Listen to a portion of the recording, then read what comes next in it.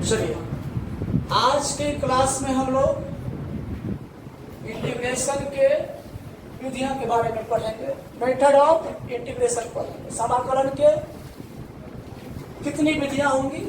4 विधियों के द्वारा हम लोग समाकलन सीखेंगे।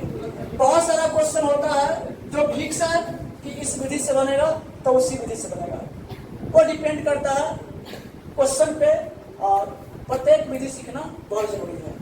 समझ गया? ऐसा नहीं है कि कोई एक विधि पढ़ लेंगे सारे प्रश्न को बना देंगे। इंटीग्रेशन के बहुत सारे प्रश्न हैं और सभी प्रश्न को स्पेशल विधियों से पढ़ेंगे, उसके अलावा किसी और विधि से बनेगा ही।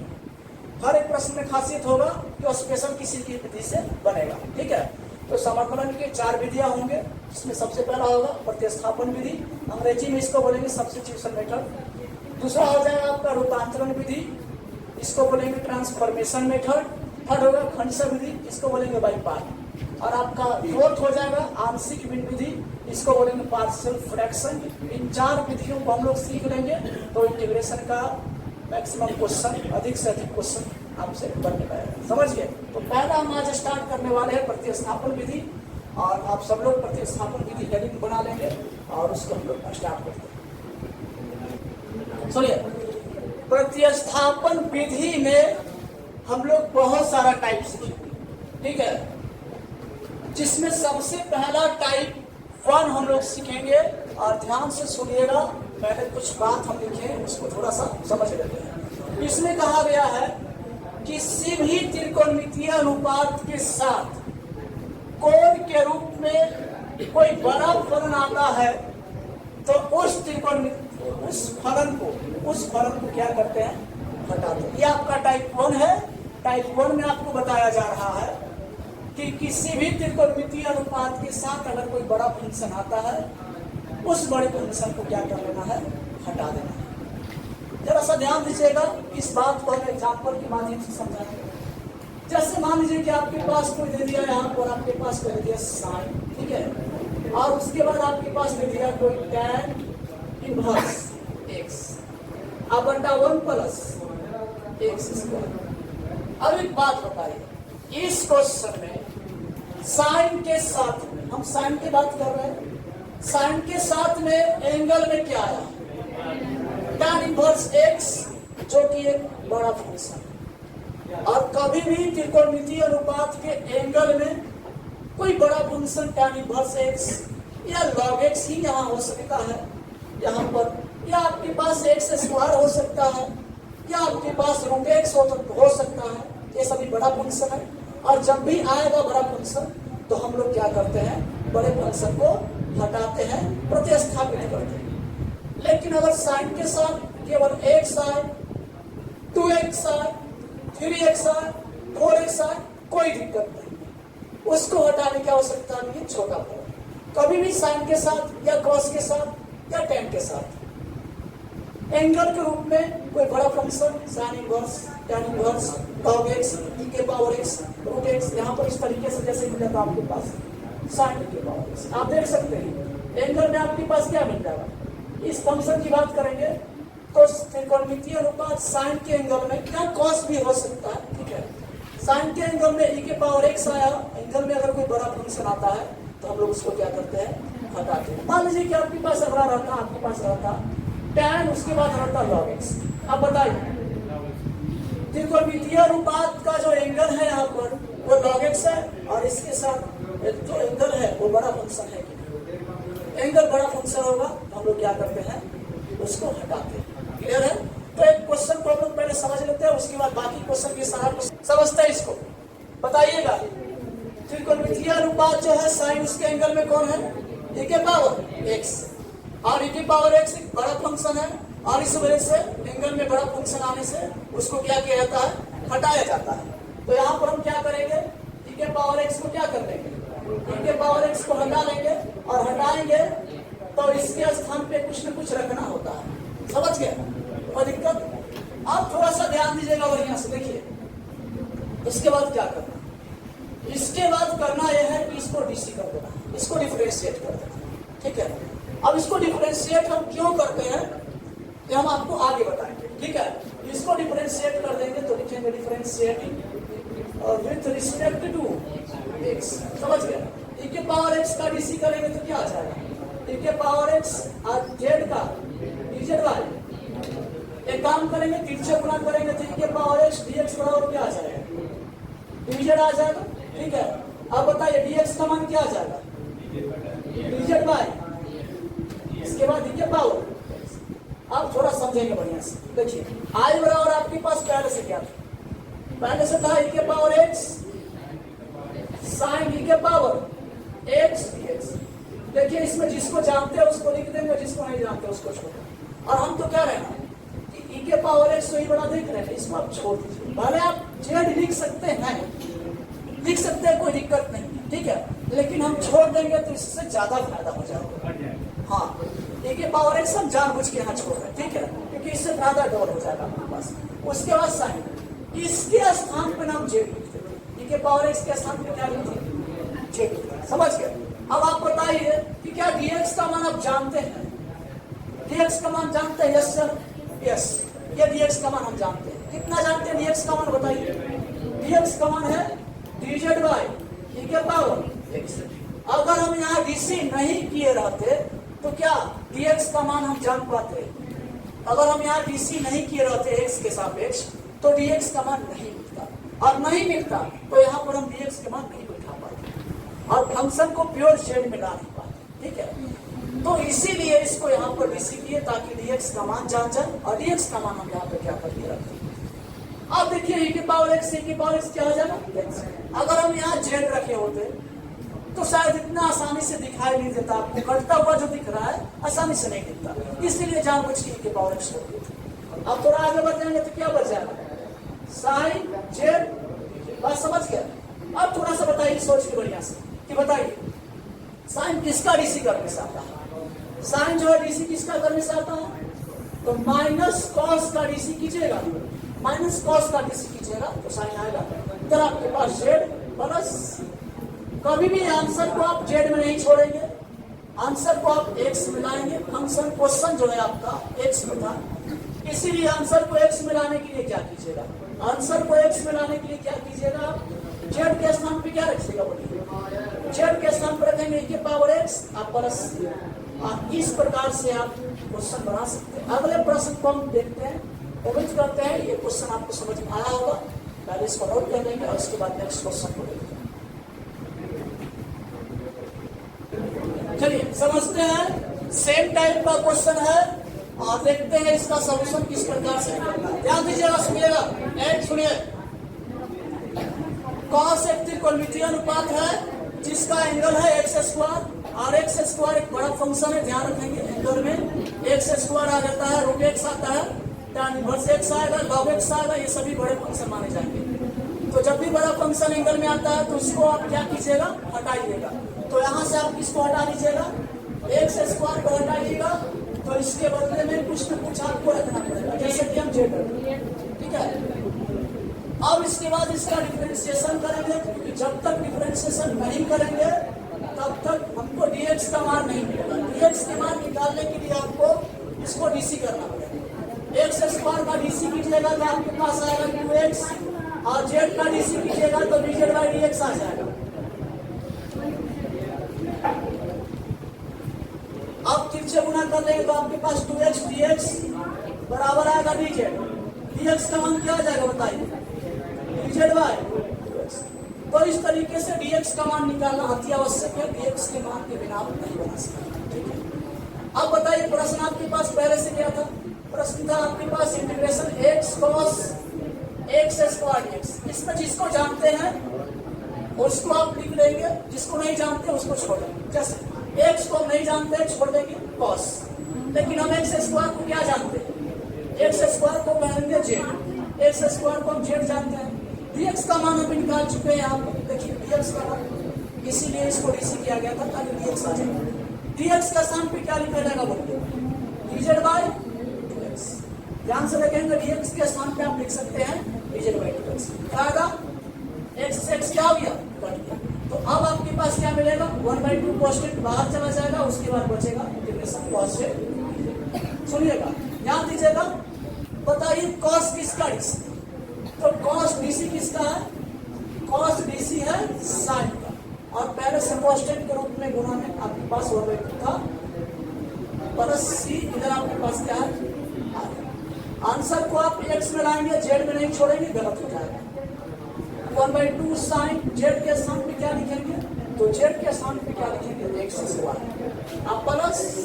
तो इस तरीके से आप इस टाइप के प्रश्न को क्या कर सकते हैं।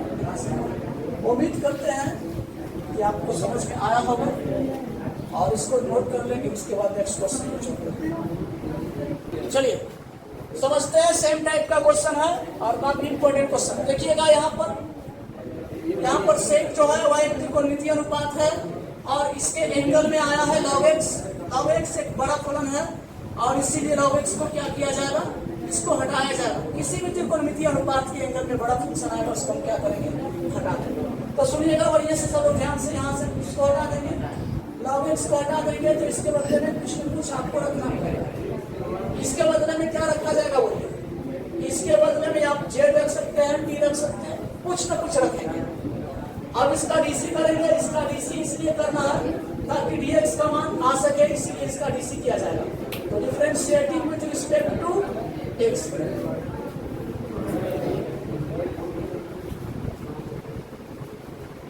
log x का डीसी क्या हो जाएगा, log x का डीसी हो जाएगा 1/x और z का डीसी dz बाय क्रॉस गुना कर लेंगे तो dx बराबर आपके पास आ जाएगा x dz और इसीलिए इसको डीसी किया जाता है।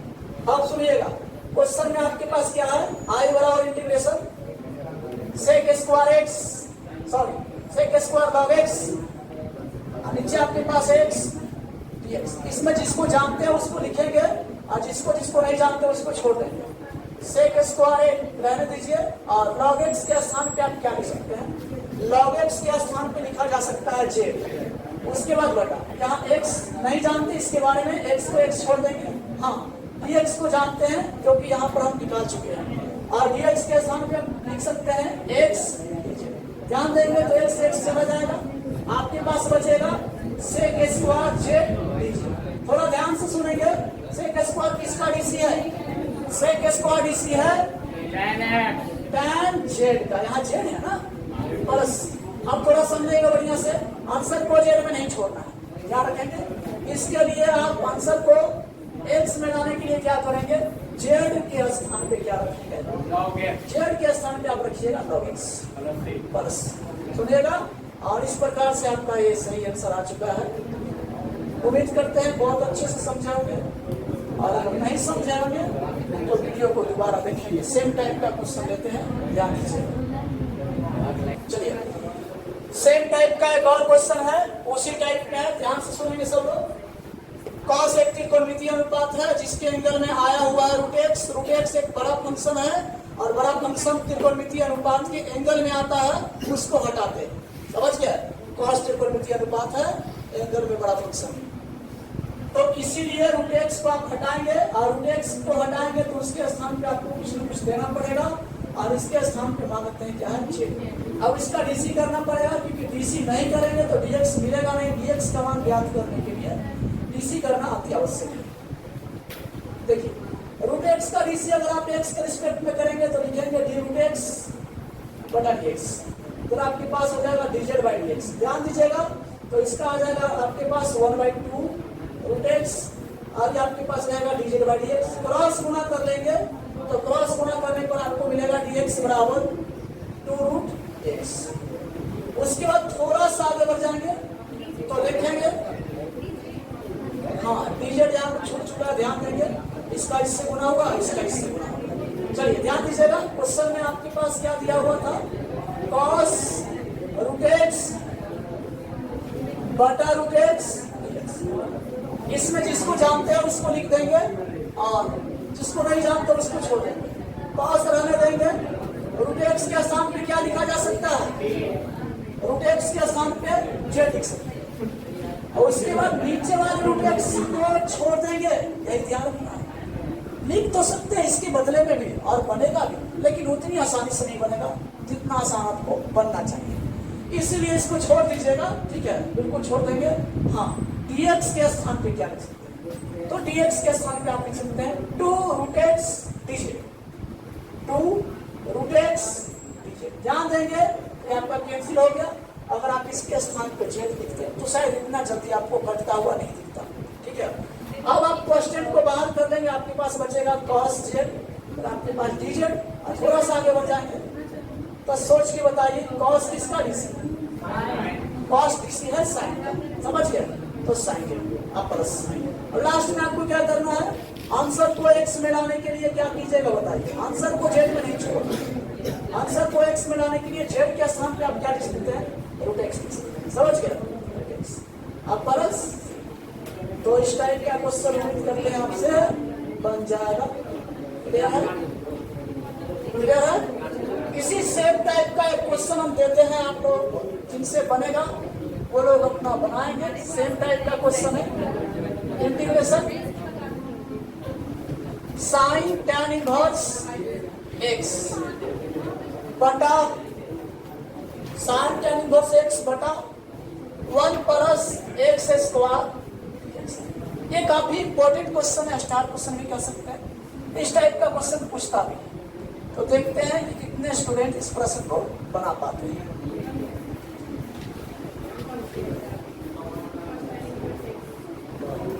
समझते हैं? चलिए सुनिए, यहाँ पर साइन एक त्रिकोणमितीय अनुपात है जिसके एंगल में आया हुआ है tan इनवर्स एक्स, और यह एक बड़ा फर्क। अगर एंगल में एक्स आए, 2x आए, 3x आए तो बड़ा फंक्शन नहीं है, कोई दिक्कत नहीं है, सीधे सीधे बच जाता है। लेकिन उसके अलावा अगर एंगल में आ जाए root x, log x, e के power x, tan inverse x तो बड़ा फंक्शन माना जाएगा। और एंगल में साइन के, कॉस के, tan के अगर कोई आता है तो उसको क्या करेंगे, हटाएंगे। तो यहाँ पर tan इनवर्स एक्स को क्या कर लेंगे, हटाए, और इसके स्थान पे क्या, tan इनवर्स एक्स के स्थान पर लिखेंगे जेड। अब इसका डीसी करेंगे क्योंकि बिना डीसी के डीएक्स का मान निकलेगा नहीं, तो डीसी को करना पड़ेगा। लिखेंगे डिफरेंशिएटिंग और विद रिस्पेक्ट टू एक्स। ध्यान दीजिएगा बढ़िया से, इसका डीसी करेंगे tan इनवर्स एक्स का, एक्स के रिस्पेक्ट में लिखेंगे डी tan इनवर्स एक्स बटा डीएक्स। इधर आपके पास डीजेड बाई डीएक्स, इसका मान होता है 1 बटा 1 प्लस एक्स स्क्वायर। आज आपके पास डीजेड बाई डीएक्स, ठीक से गुना कर लीजिएगा तो डीएक्स में 1 से गुना करेंगे, डीएक्स मिलेगा। इधर आपके पास क्या मिल जाएगा, 1 प्लस एक्स स्क्वायर। अब बताइए आपके पास प्रश्न क्या है। प्रश्न में आपको दिया हुआ है I is equal to integration sine tan inverse of x बटा 1 प्लस एक्स स्क्वायर। चलिए सुनिएगा बढ़िया से, इसमें जिसको जानते हैं उसको लिखेंगे, जिसको नहीं जानते उसको लिखेंगे। tan इनवर्स एक्स को हम जानते हैं और इसका मान हम क्या लिखेंगे, जेड। tan इनवर्स एक्स के स्थान पे हम क्या लिखेंगे, तो जेड लिखेंगे।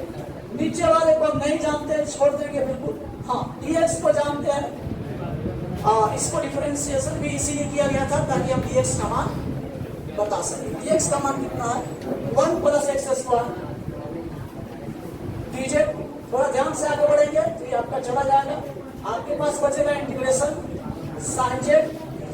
कोई पूछेगा साइन किसका डीसी है, तो साइन डीसी है माइनस कॉस का। माइनस कॉस का डीसी करेंगे साइन आएगा। और आगे चल के आंसर को क्या में लिखेंगे, एक्स में लिखने के लिए जेड का मान आपको जानना पड़ेगा। जेड के मान आपके पास क्या दिया हुआ है, जेड के मान दिया हुआ है tan इनवर्स ऑफ एक्स। आप बरस में क्या है, आप थोड़ा सा ध्यान दीजिएगा।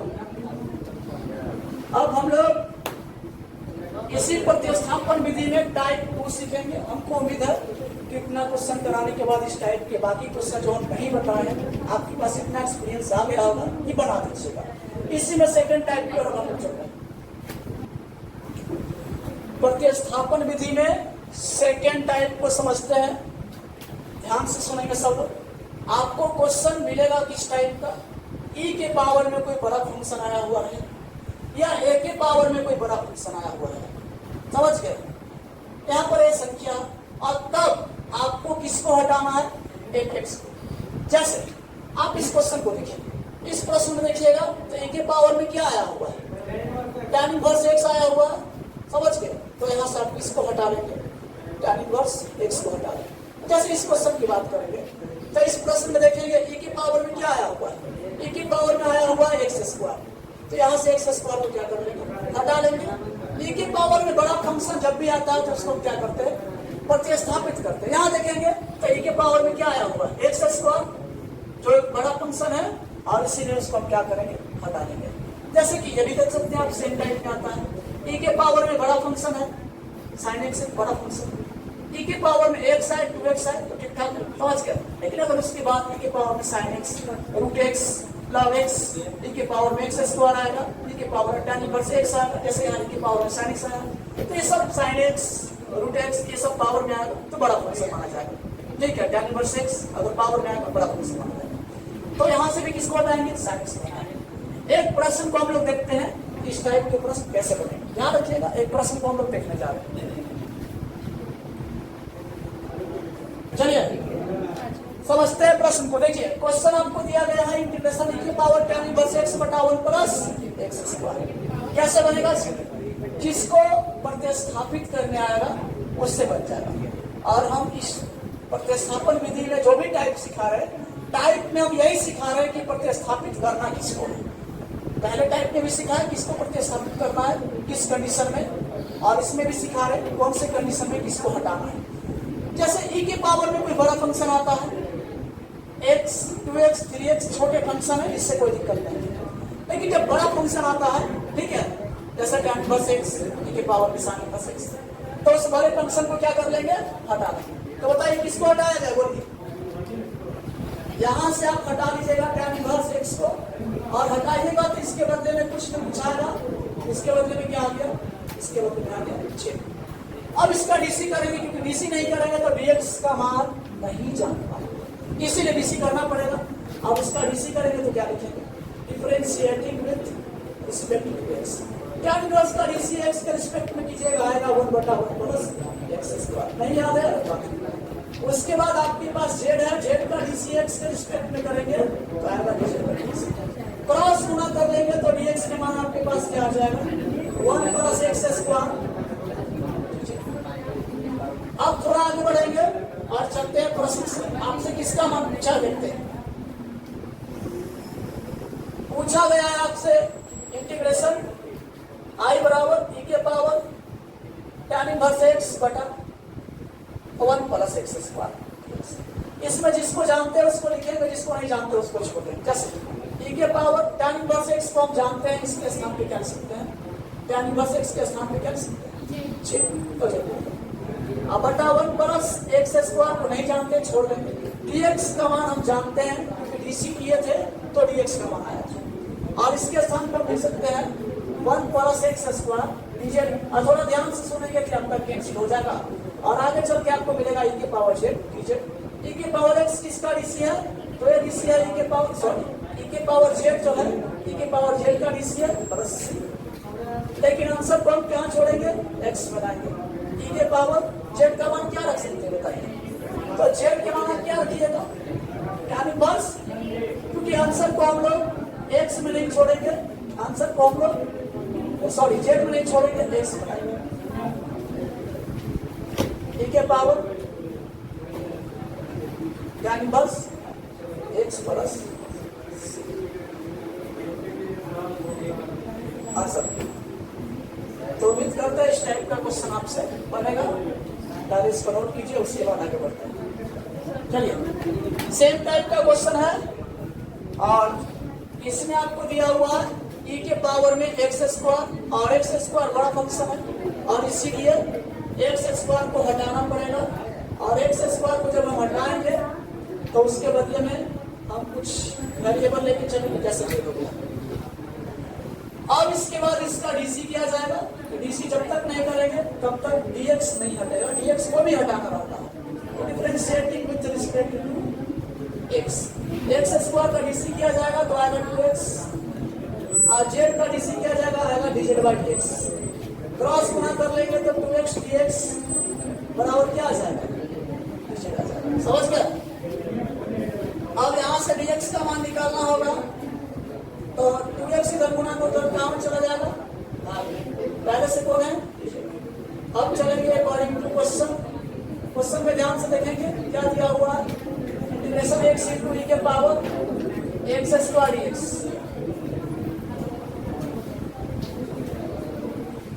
इसमें जिसको जानते हैं उसको लिखेंगे, जिसको नहीं जानते उसको छोड़ देंगे। तो एक काम करते हैं, एक्स को छोड़ देते हैं, उसके बाद ई के पावर एक्स स्क्वायर को बहुत अच्छे से जानते हैं और एक्स स्क्वायर के स्थान पे जेड लिखा जा सकता है। उसके बाद डीएक्स को भी जानते हैं और डीएक्स के स्थान पे डीजेड बाई 2x लिखा जा सकता है। और थोड़ा ध्यान से देखेंगे तो यहाँ पर चला जाएगा 1/2 कांस्टेंट है, बाहर आ जाएगा ई के पावर जेड। ई के पावर जेड किसका डीसी है? तो ई के पावर जेड का ही डीसी है। और लास्ट में क्या करेंगे? लास्ट में करना यह है कि आपको जेड को हटाना पड़ेगा, आंसर को एक्स में लाना पड़ेगा।